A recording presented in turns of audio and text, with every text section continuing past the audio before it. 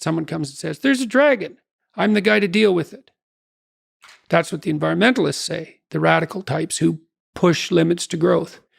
Then I look at them and I think, okay, is that dragon real or not? That's one question. Well, I ask that question of myself every time when I spend time alone. Is the apocalypse looming on the environmental front? Yes or no? I'll just leave that aside for the time being. I think you can make a case both ways for a bunch of different reasons. And it's not a trivial concern. And we've overfished the oceans terribly. And there are environmental issues that are looming large. Whether climate change is the cardinal one or not is a whole different question, but we won't get into that. That's not the issue. You're clamoring about a dragon. Okay. Why should I listen to you? Well, let's see how you're reacting to the dragon. First of all, you're scared stiff and in a state of panic. That might indicate you're not the man for the job. Second, you're willing to use compulsion to harness other people to fight the dragon for you. So now not only are you terrified, you're a terrified tyrant. So then I would say, well, then you're not the Moses that we need to lead us out of this particular exodus. And maybe that's a neurological explanation. It's like, if you're so afraid of what you're facing, that you're terrified into paralysis and nihilism, and that you're willing to use tyrannical compulsion to get your way, you are not the right leader for the time. So then I like someone like Bjorn Lomborg or Matt Ridley or Marian Tupy. And they say, well, look, we've got our environmental problems. And maybe you could make a case that there's a Malthusian element in some situations. But fundamentally, the track record of the human race is that we learn very fast and faster all the time to do more with less. And we've got this.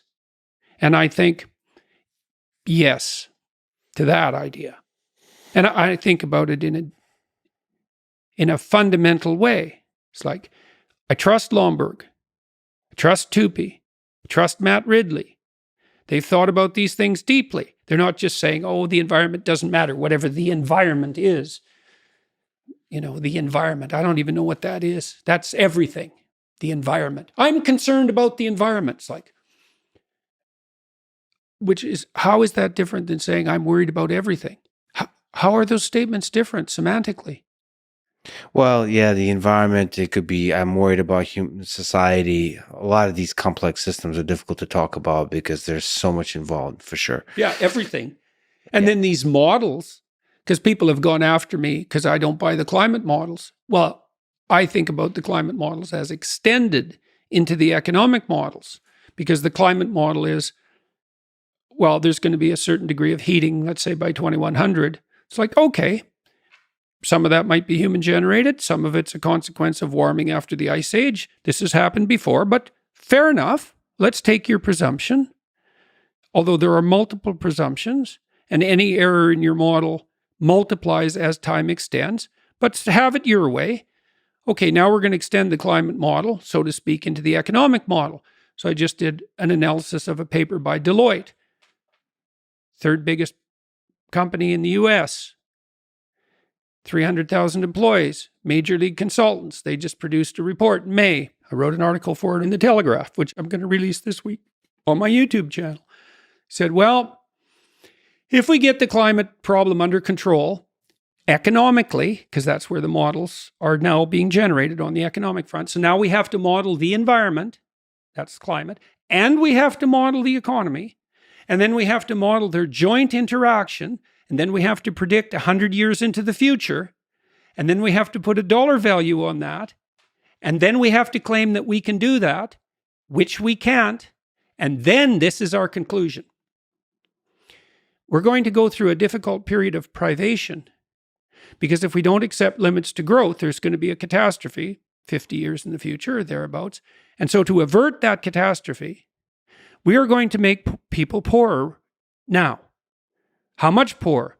Well, not a lot compared to how much richer they're going to be, but definitely, and they say this in their own models, definitely poorer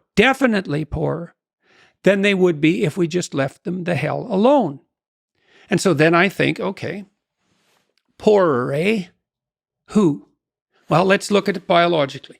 You've got a hierarchy, right, of stability, and security. That's a hierarchy, or one type. You stress a hierarchy like that, a social hierarchy. So there's birds in an environment, and an avian flu comes in. And then you look at the birds in the social hierarchy, and the low-ranking birds have the worst nests. So they're the most exposed to wind and rain and sun, and farthest from food supplies, and most exposed to predators. And so those birds are stressed, which is what happens to you at the bottom of a hierarchy. You're more stressed because your life is more uncertain. You're more stressed. Your immunological function is compromised because of that. You're sacrificing the future for the present. An avian flu comes in and the birds die from the bottom up. That happens in every epidemic. You die from the bottom up. Okay. So they say when the aristocracy catches a cold, the working class dies of pneumonia. All right. So now we're going to make people poorer.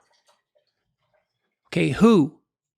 Well, we know who we make poorer when we make people poorer. We make those who are barely hanging on poorer. And what does that mean? It means they die.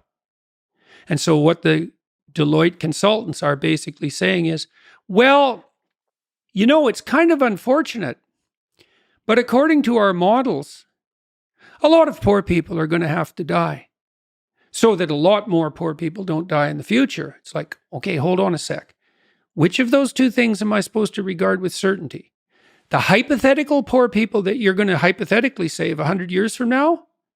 Or the actual poor people that you are actually going to kill in the next 10 years? Well, I'm going to cast my lot with the actual poor people that you're actually going to kill. And then I think further, it's like, well, okay, the Deloitte consultants, have you actually modeled the world? Or is this a big advertising shtick designed to attract your corporate clients with the demonstration that you're so intelligent that you can actually model the entire ecosystem of the world, including the economic system, and predict it 100 years forward? And isn't there a bit of a moral hazard in making a claim like that? Just a trifle, especially when... So I talked to Bjorn Lomborg and Michael Jan last week. I accepted the UN estimates of starvation this coming year. 150 million people will suffer food insecurity. Food insecurity. Yeah, food insecurity. That's the bloody buzzword. Famine. Well, Michael Jan thought 1.2 billion. And then that it'll spiral, because he said what happens in a famine is that the governments go nuts, crazy. The governments destabilize. And then they appropriate the food from the farmers. Then the farmers don't have any money. Then they can't grow crops. And I think, yeah, that's exactly what they do. That's exactly what would happen. And so Jan told me 1.2 billion, and then Bjorn Lomborg said the same thing. I didn't even ask him. He just made it as an offhand comment. So... Let me ask you about the famine of the 30s. Yeah. Do you think... In the Ukraine? In the Ukraine. Oh, yeah. Fun. Similar, a lot of the things you mentioned in the last few sentences kind of echo to that part of human history. The hole in the door. Do you... Which no one knows about. Well, now I've just spent 4 weeks in Ukraine. Oh, yeah. There's different parts of the world that still, even if they don't know, they know. Yeah, right. They feel history runs in the blood. The Dutch knew, in some sense. They had a famine at the end of World War II, and part of the reason the Dutch farmers are so unbelievably efficient and productive is that the Dutch swore at the end of World War II that was not going to happen again. And then they had to scrape land out of the ocean, because Holland, that's quite a country. It shouldn't even exist. The fact that it's the world's number 2 exporter, you know that? It's the world's number 2 exporter of agricultural products. Holland. It's like, I don't think it's as big as Massachusetts. It's this little tiny place. It shouldn't even exist. And they want to put, here's the plan. Let's put 30% of the farmers out of business. Well, the broader ecosystem of agricultural production in Holland is 6% of their GDP.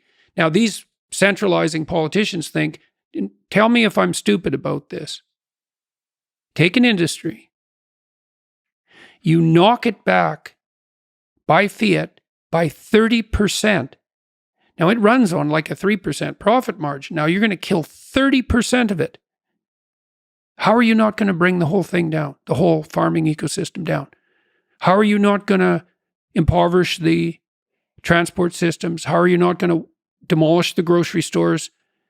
You can't take something like that and pare it back, buy fiat by 30% and not kill it. I can't see how you can do that. I mean, look what we did with the COVID lockdowns. We broke the supply chains. Have you tried buying something lately? You can't, and aren't the Chinese threatening Taiwan at the moment? What are we going to do without chips? So I don't know what these people are thinking. And then I think, okay, what are they thinking? Well, the Deloitte people are thinking, aren't we smart? And shouldn't we be hired by our corporate employers? It's like, okay, too bad about the poor. What are the environmentalists thinking? We love the planet. It's like, do you? We love the poor. Do you? Okay, let's pit the planet against the poor. Who wins? The planet. Okay, you don't love the poor that much. Do you love the planet? Or do you hate capitalism? Let's pit those two things against each other. Oh, well, it turns out we actually hate capitalism.